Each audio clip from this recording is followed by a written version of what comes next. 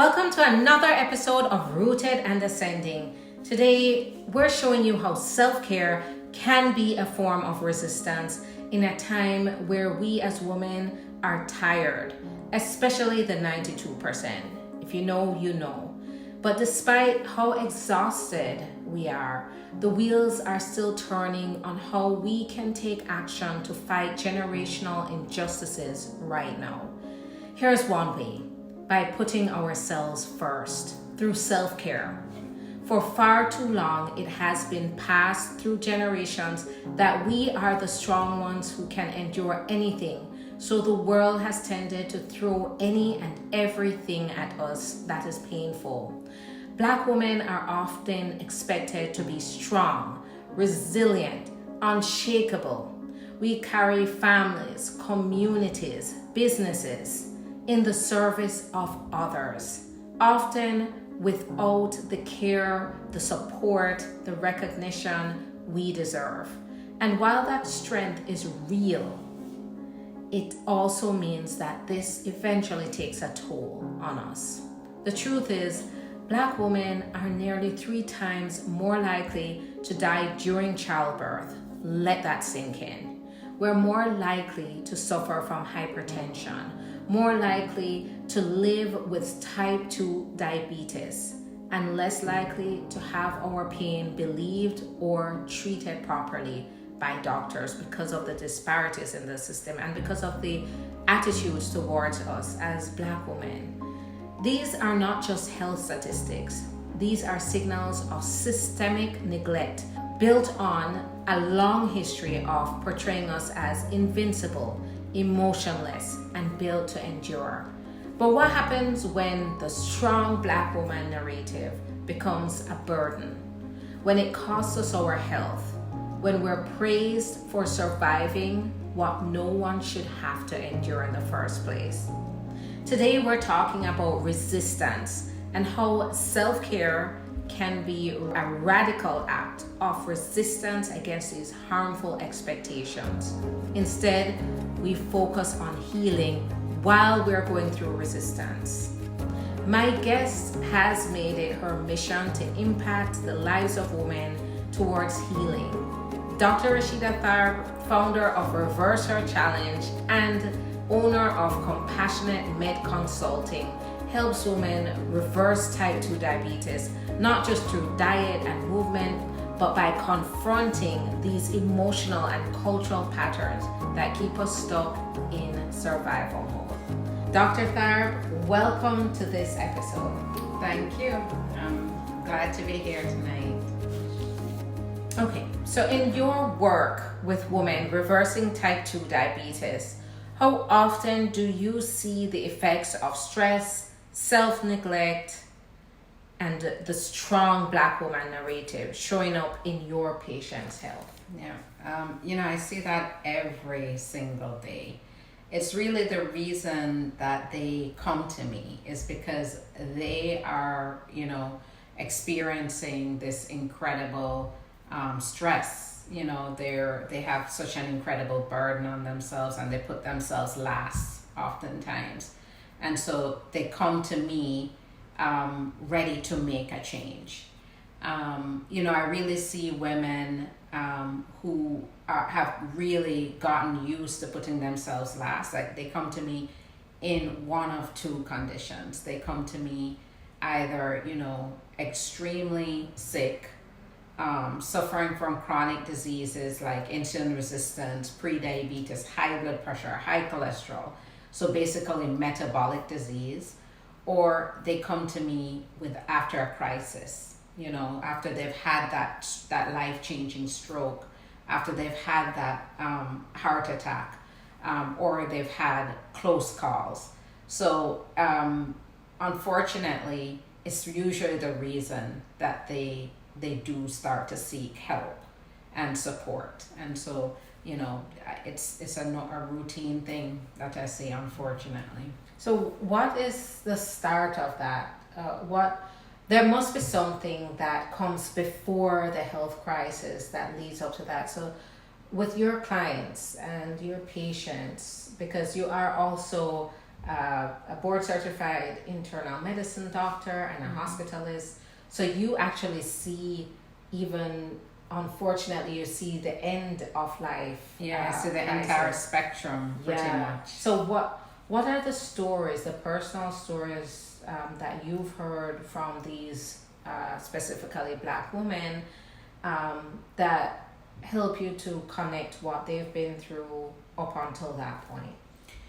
You know, a lot of the times when we're discussing the action that they need to take, most of the time as we're discussing the action that needs to be taken, they then counter with, well, I can't do that, or I have a hard time doing that because I have to do this first.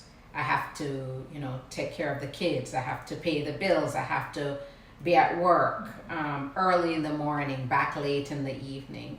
So many times I'm able to identify that it's just this process over decades really of just learning to neglect their health, learning basically survival. You know, it becomes this vicious cycle of survival, and that vicious cycle of survival is accentuated by systemic racism. It's accentuated by economic disparity. You know, so you know, it's accentuated by personal despair and suffering in silence. So you know, I identify fully that it comes down to you know, putting themselves last, but it's a very if you're going to analyze the real underlying reason, it's a lot more complicated than that. It's very societal as well. We are, as Black women, are busy in the world fighting the obstacles that we have to face every day, that we then put that self-care and the steps that we have to take to remain healthy to the back burner. But in addition to that, we face additional stresses that put a toll on our bodies. So yeah. Exactly. So unfortunately, it comes down to helping them identify that, you know, helping them to realize that the order, the things they're prioritizing needs to be rearranged in order to, again, as a form of resistance against those societal messages that we're getting. You know, so it usually that's how it starts. When they come to me, that's how we start out. Where do you think this societal expectation has come from in the first place? That narrative that we're strong Black women, that we are the caretakers of our community. And as women, I think women on a whole can relate to that. But I think more so, we, in addition to the obstacles we face, we still do have that responsibility that's placed on us to be the caretakers, to be the workers, to basically carry the weight of our community.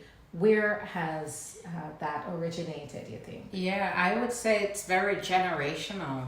I mean, even for us, we can say that looking back at our grandmothers, and they're very accomplished women, but they also routinely put themselves last. Self-care was last.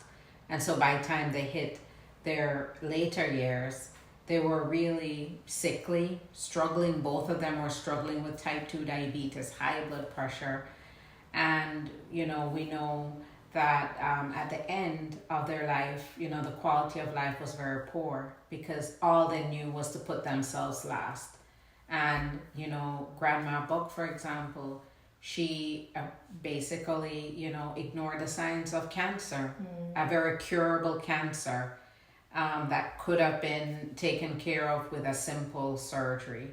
But unfortunately, because she wants to put everybody first, including us, she put us before her, you know, the implications were very great. So it's very generational, because as we watch our mothers and our grandmothers do that, then we start to believe that we have to follow in place. We learn to suffer silently, to put ourselves to the back burner.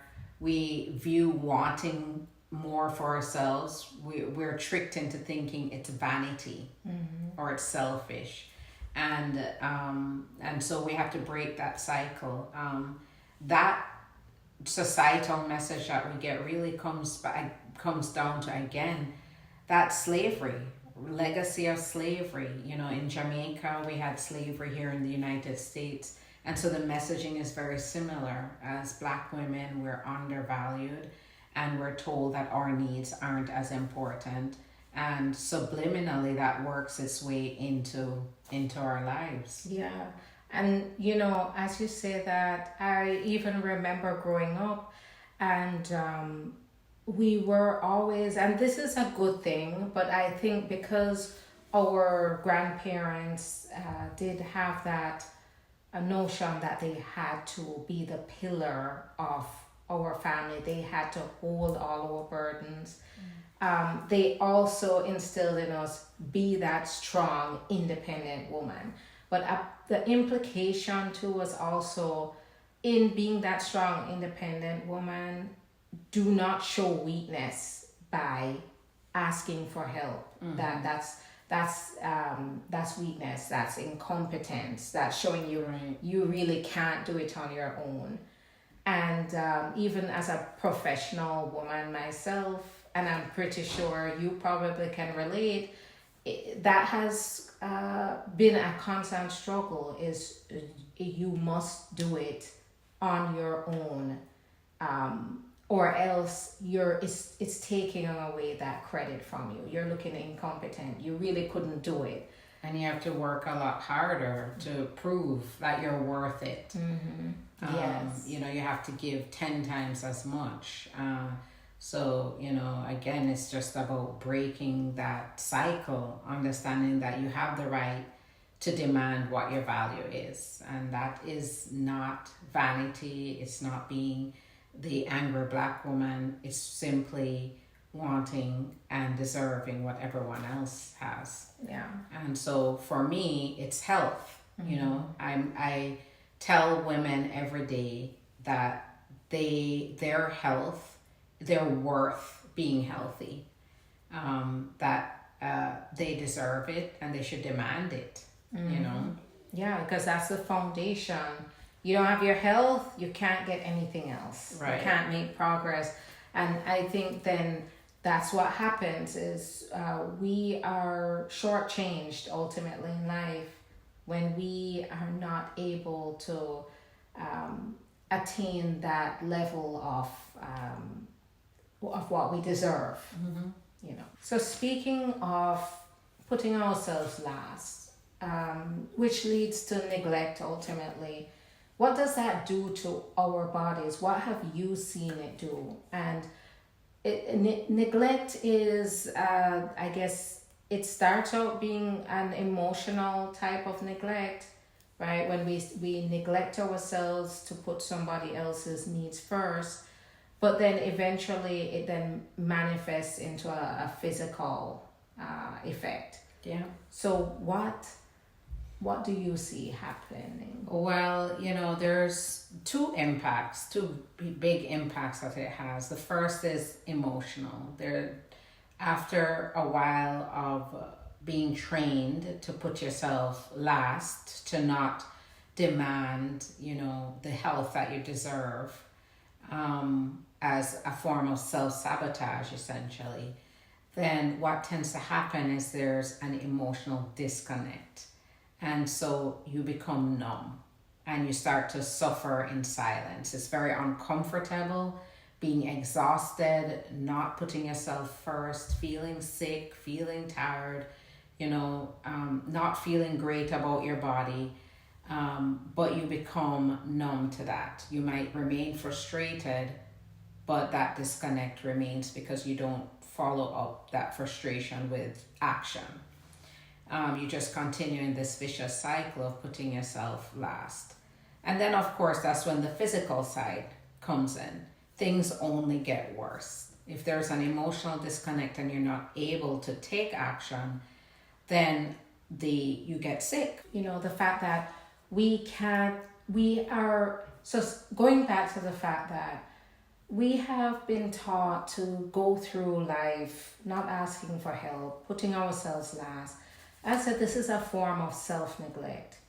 And with self-neglect, how have you seen it in your practice? How have you seen it manifest itself into the physical to affect a woman's health, especially Black women?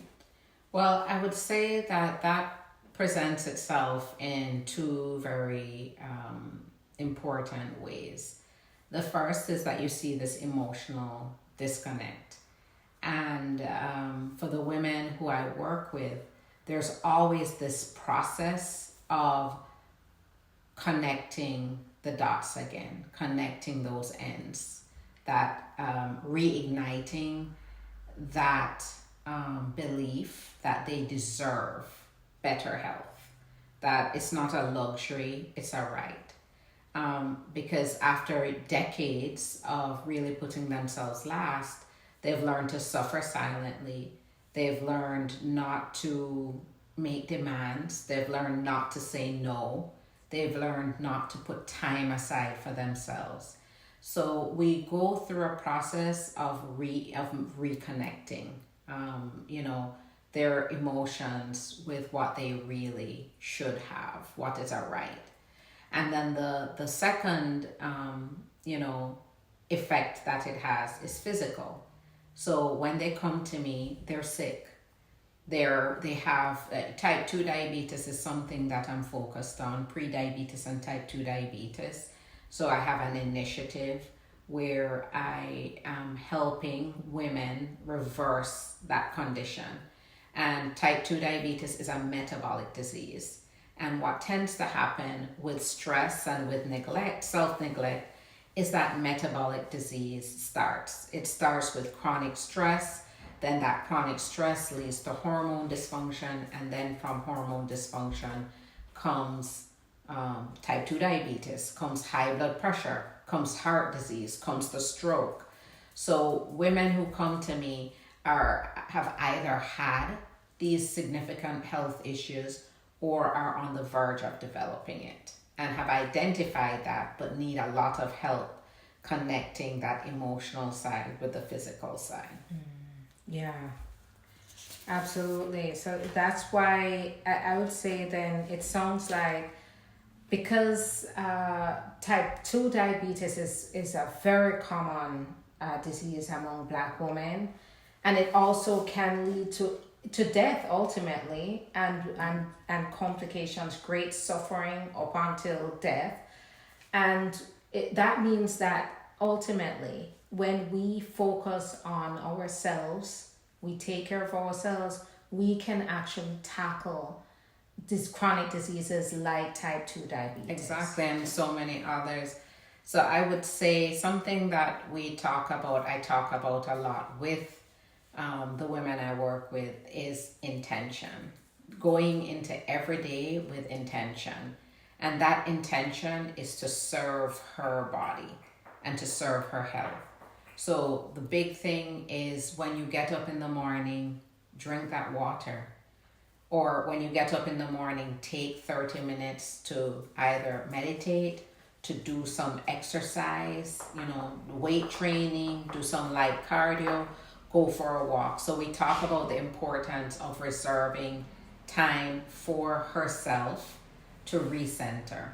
And ultimately, the process that we go through is ultimately to restore that sense of that's a right, And many times during that process, that connection is made because they start to see and feel the improvements in their health. So going back to actions to take, how exactly do you, in your Reverse Her Challenge, help women to reverse type 2 diabetes? Because of course we know now that type 2 diabetes is one of the chronic illnesses that we can address through self-care, through an act of resistance. Instead of it being unpleasant, it can actually be a pleasant, empowering experience. So, in your program, how do you address the reversal of type 2 diabetes, and how does it translate to self care? Yeah. So it really is a spiritual journey. I would say, the spiritual side of it has to come before the actual physical side of it. The numbers start to get better. The reason I say spiritual again is all about me reconnecting, and I call it the why, right? That's something that I talk about with the women I work with. It's about establishing your why. Why are you doing this? Why do you deserve better health? So we always start out with the why, and we talk about staying anchored and rooted in that why. It's what's going to always keep us on track, always keep us motivated, and always help us to make the changes that we have to make. And it's going to keep us committed. So I always start off with the why so that we can make that emotional reconnection, so that we no longer feel that self-neglect is a survival mode, but rather the opposite, that putting ourselves first is the survival mode that we should be in. And then we make changes. We do the actions, and the actions is the most important part of it. So the challenge first is every day to face every day with intention, to do the things that serve their bodies, and to learn how to say no, to learn how to set boundaries, and to protect their time. So that is where the transformation starts. And many times I say I'm like the training wheels, because I help to reinforce that mindset first, and reinforce the habits that follow, the action that follows. But as they start to see the differences, they see their blood sugar coming down, they see that belly fat, melting away, they feel more energized, they feel more empowered, then they do it on their own. And so basically me, the training wheels, I fall off. And so they're on their own from there. So it is a process, but the first thing always is to make that emotional reconnection, that to make it a spiritual transformation. With how busy we are, with the amount of responsibilities that we have, kids, work, supporting the household, how do you help them to manage that, plus to make these changes to say, put yourself first? How do you help them to make it more manageable, and to help them to understand it is possible? Because I know that when I started with you, one of the things I thought was I couldn't do it. I can't do it with everything I have to do. I can't, food prep. I can't get up in the morning and have mindful time before I jump into the hectic day. What are your Well, I think it's always when you know a change has to happen, and when you want to be happy, then you have to say there is time, and you have to find that time. And so that's an exercise that we go through. So we talk about, what about in the morning?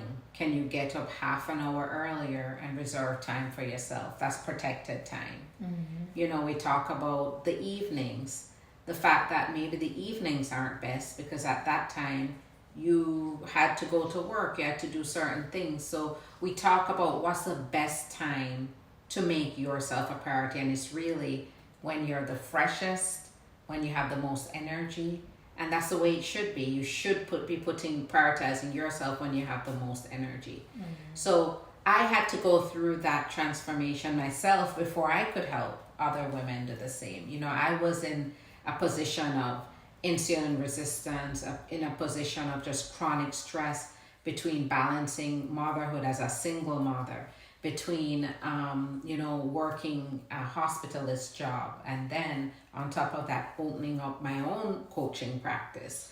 And so I had to learn that before I could go ahead and teach that. And so just by doing it myself, I've been able to confidently say, you can do it. And I just help them understand, where do we carve out that time. And sometimes it boils down to saying no. So, for example, I had, and I could totally relate, I have one client who we agreed that every morning was her time to walk. And during that walk, she would do something she enjoyed, whether she was listening to a podcast, music. She ended up using that time to call her daughter, so they could talk.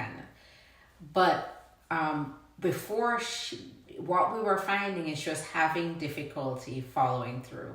And the reason was, she would get up in the morning, and she said she always had to, number one, make up the bed. And then she would get sidetracked by folding the laundry, putting the laundry away. This is all before she goes to work at 9 o'clock. And so I had to point out to her that there you are doing everything else for another purpose outside of yourself. And so after I pointed that out to her, she agreed. It was an enlightening moment, and she started actually following through. The first thing she did, got out of bed, put her clothes on, out the door, because she realized that this is my protected time.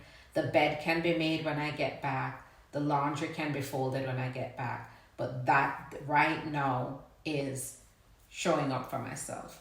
And something else that I always stress is showing up for yourself.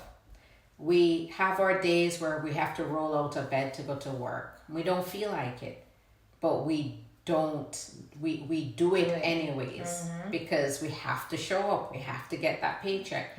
So why don't we do the same thing for ourselves? Right.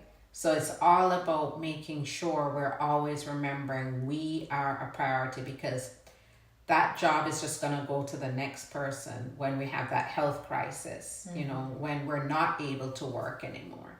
So it's really important to show up for yourself. So that is pretty much how I help women bridge that gap and overcome that barrier. And I think being a part of your program, the life-changing aspect of it was the knowledge.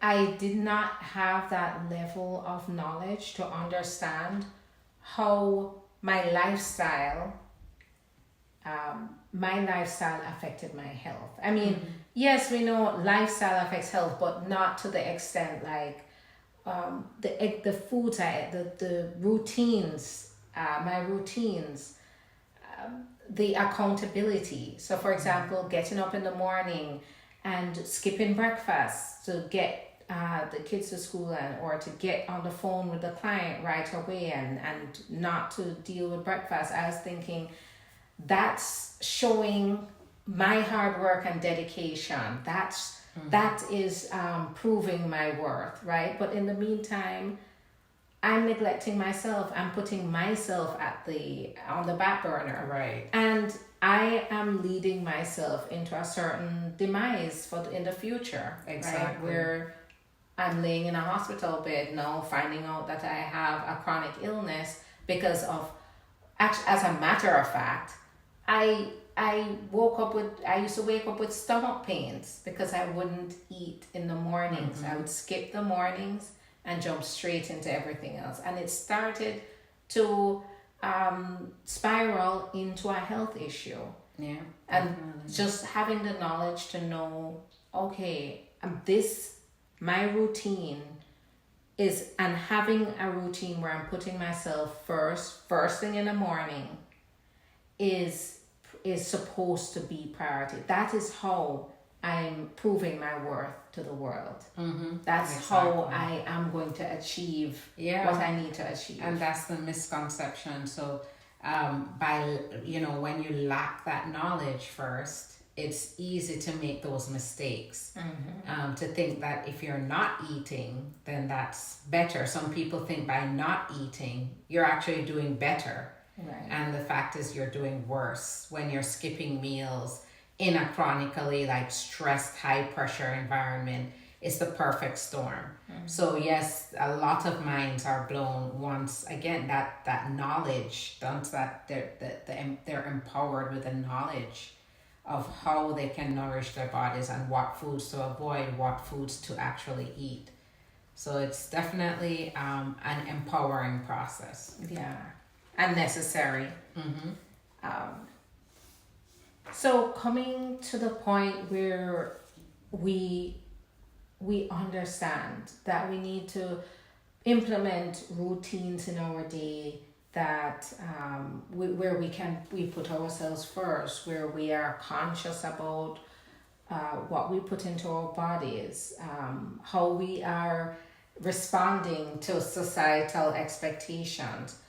When we've learned that, what does healing look like? We are in a movement, a resistance movement towards healing. So what does healing look like? I think healing is number one, being comfortable in that space. Finally, to say, I'm first, I'm number one, and being comfortable with it. I think that's usually the first sign that you're gonna be okay, is when you do take that time in the morning to go for that walk. You don't stop to do anything else. You put yourself first. You take that time to meal prep for the week because you're focused on yourself. So it starts there, with being comfortable. And then healing is as you would expect, to see it in the numbers, to feel it, to live with more quality, and to really be living in life, to feel like you're living in life, to feel more youthful. So, I think those are the biggest signs of healing, and really it is what you would say truly enriching when people get to that point. The fact that they are now benefiting from it makes them comfortable in that space overall. Yeah.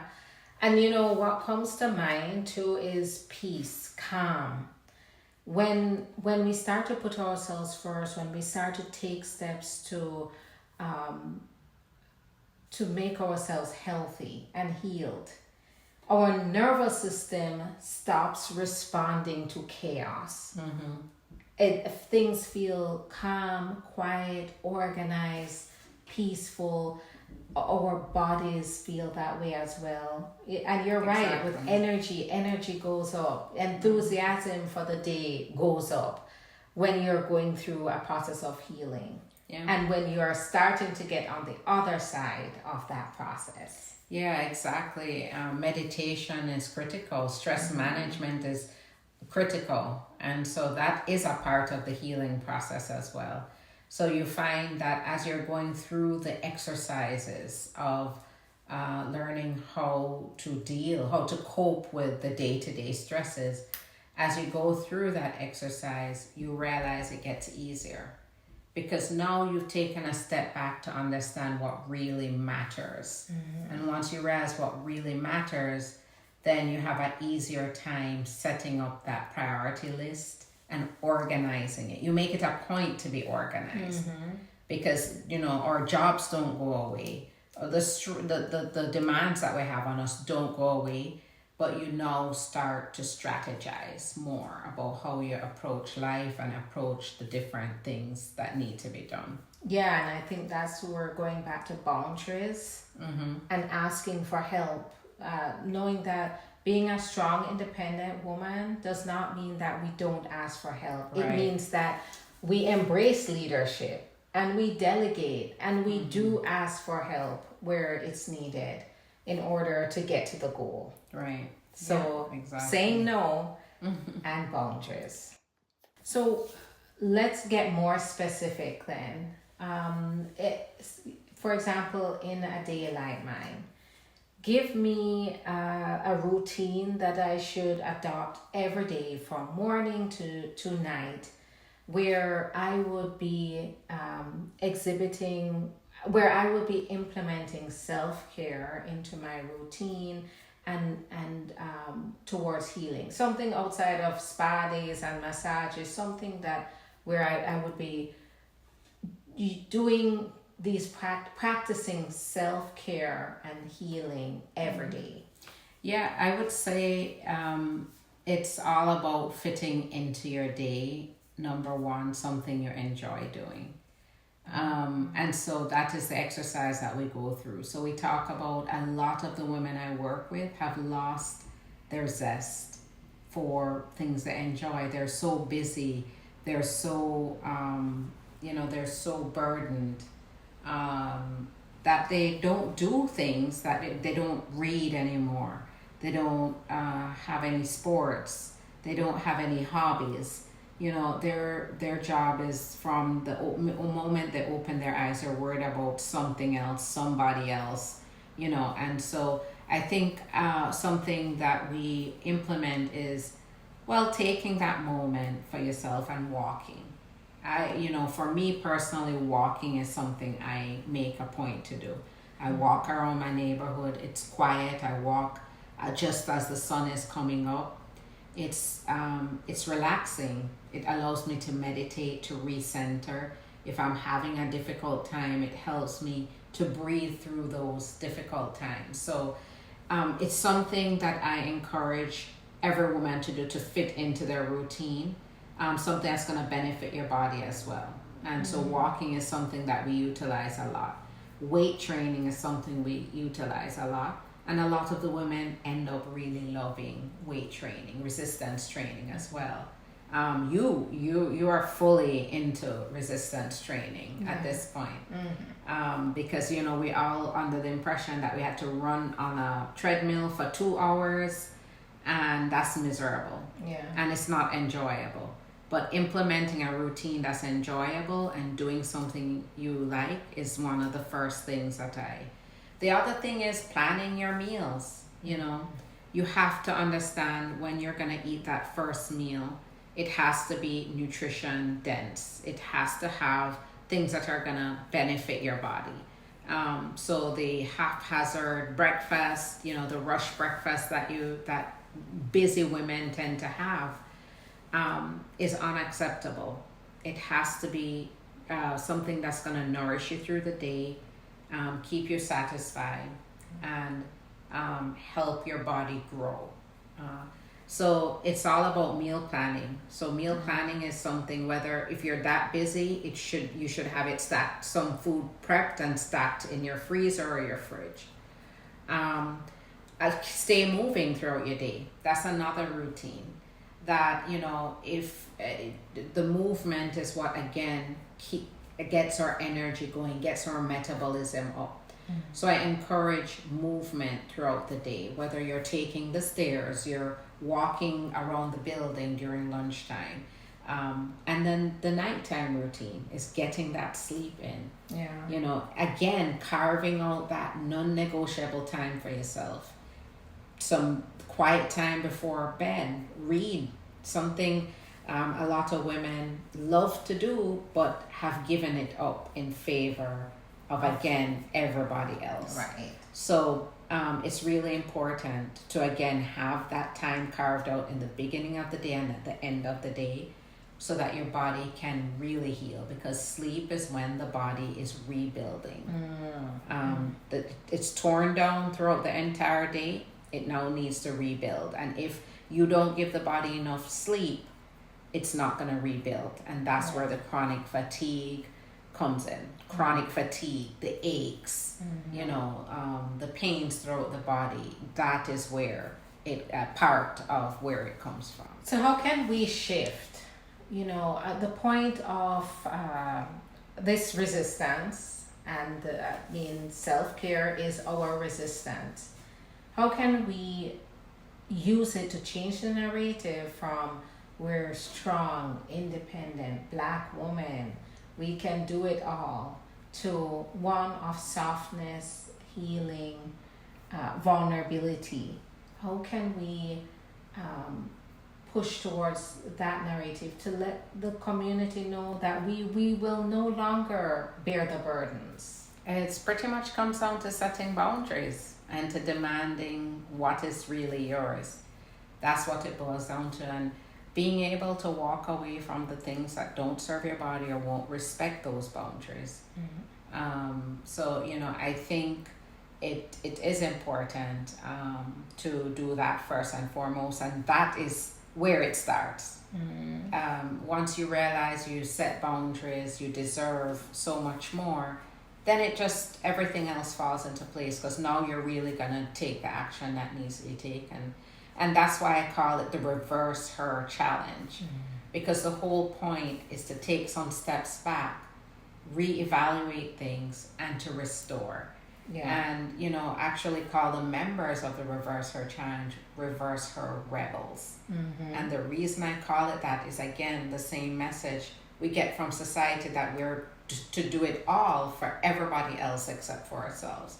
And so a part of our journey in the reverse her challenge is to reset that and to say, no, we are going to take ourselves back here. We are going to turn the hands back on time, give ourselves the health we deserve and the quality of life that we deserve. So that's why I call us the reverse her rebels, because we are taking a stand and setting clear boundaries.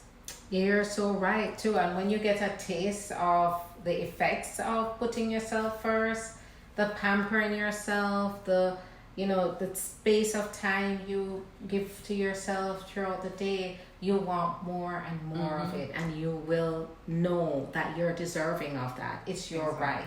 Yeah. And as a result of that, you will get into the practice of setting boundaries to protect that right. Exactly. And I watch the women who I work with evolve to that point. It's very satisfying to watch that process take place, because that's the mission I'm on, essentially, is to help us one by one understand what we're worth. And as we do that one by one, then we will change the way our daughters view themselves and what they will demand of themselves.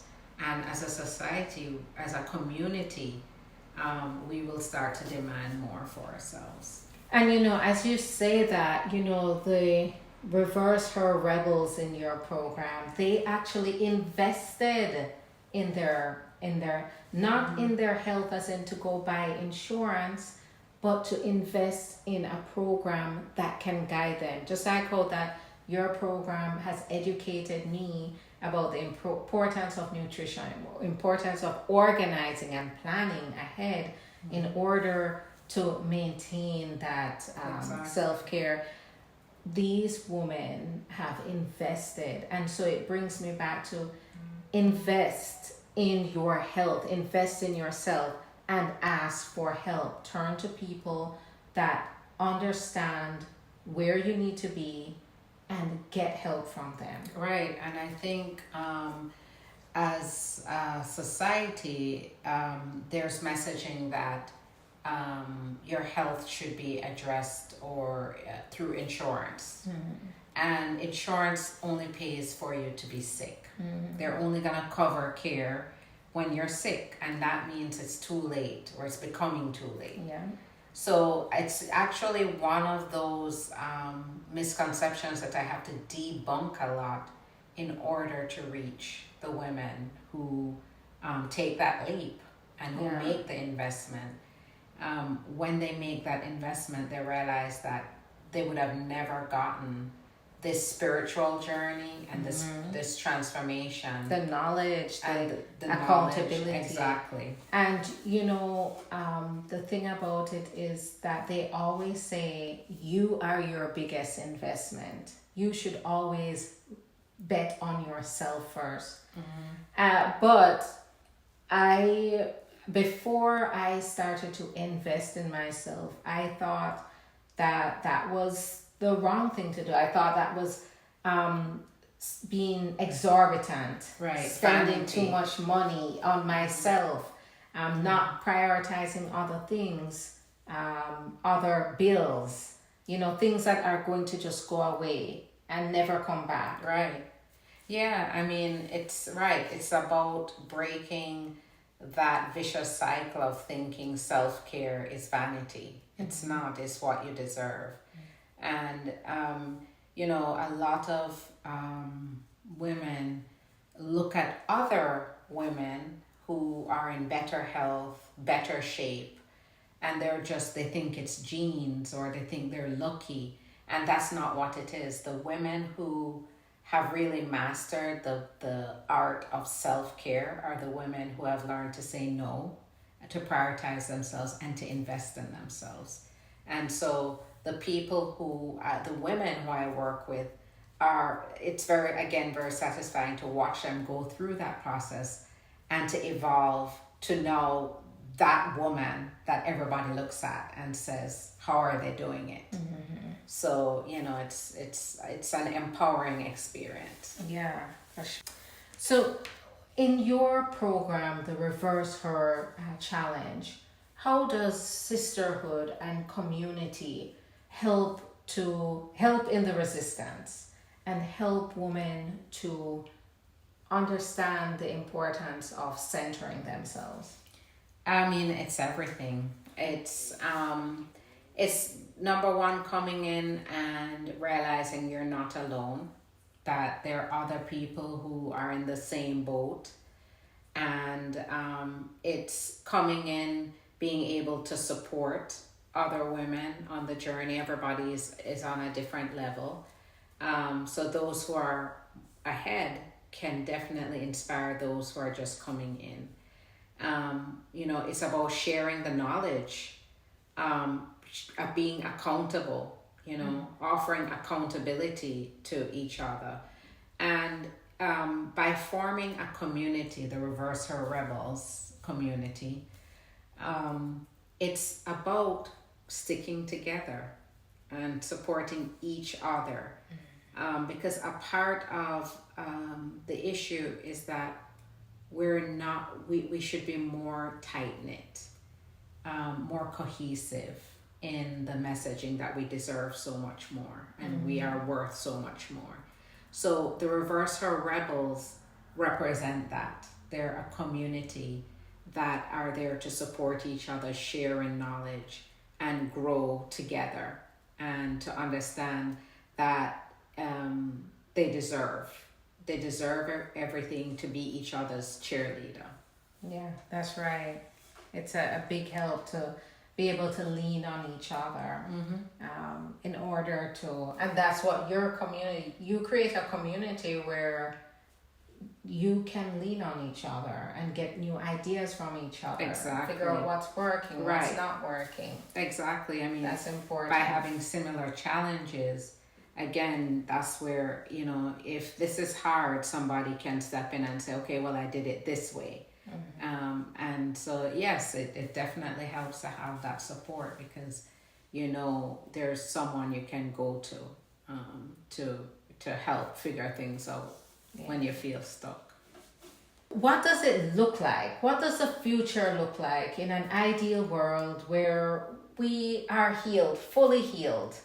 Our resistance has become effective, and now it's the expectation of the entire society that Black women should have what they deserve, and they shouldn't be carrying the world on their shoulders, because there's this misconception that we are the strong a Black woman that can do this kind of dirty work.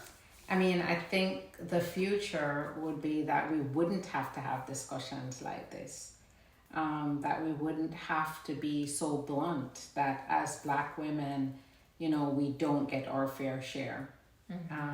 So I think the future, if the movement is successful, the future will be where we're not having discussions like this. We're just living to the best of our abilities, understanding boundaries. We have every right to set boundaries, every right to demand what we're worth, every right to be healthy.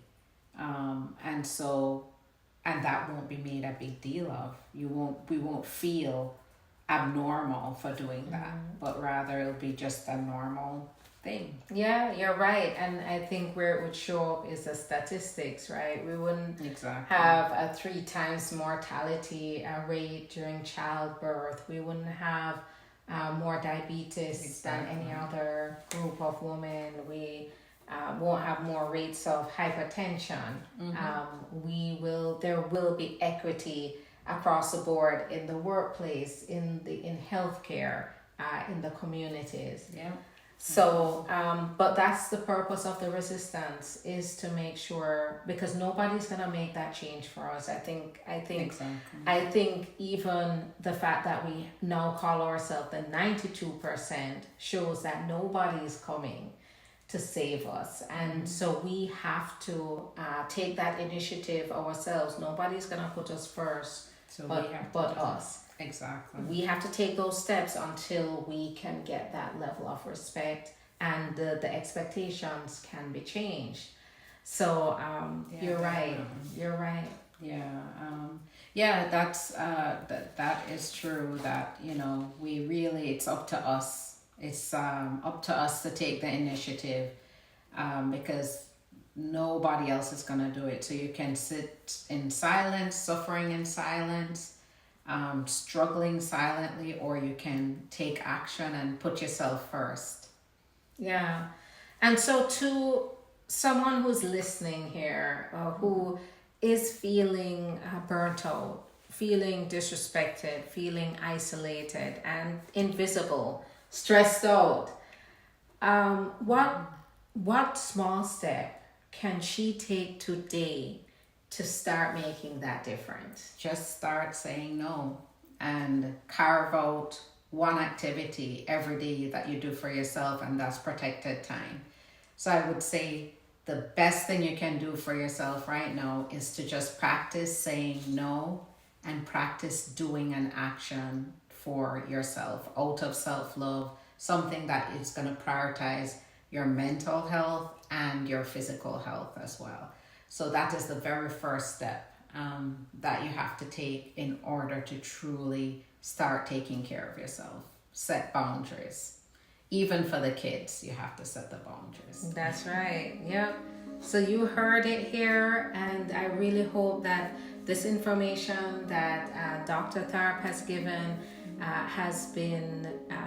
will be instrumental to helping you on your journey, and to help us all to be able to participate in a resistance, right? Just to put ourselves first is easy peasy. So, by the way, if you notice, we look alike. We are twins. Yes. So, at Rashida, at Dr. Tharpe's, when Dr. Tharpe is rounding at the hospital, people often ask me, are you a lawyer too? Because they see, Sharifa's videos online. She's an advocate, immigration attorney, and so she has her videos that she has online, and a lot of people in the hospital see them. And so they don't know what to make of it. They think I am her. So they think my day job is hospital medicine, and then my night job is an attorney, immigration attorney. No, we're two different people. But thank you again, Dr. Tharpe, for taking this time to join me and to discuss this very important issue. It was a pleasure, and hopefully, women walk away from this realizing that they need to stake their claim on themselves and their best selves. That's right. And also make sure you put a review. If this was helpful, gave you a lot of value, go ahead, put a review on the podcast, and continue to listen. Subscribe and listen. We have many more stories to come from people who can talk about various radical ways to succeed, even in the face of obstacles and against the odds. Thank you again, everybody. Thank you.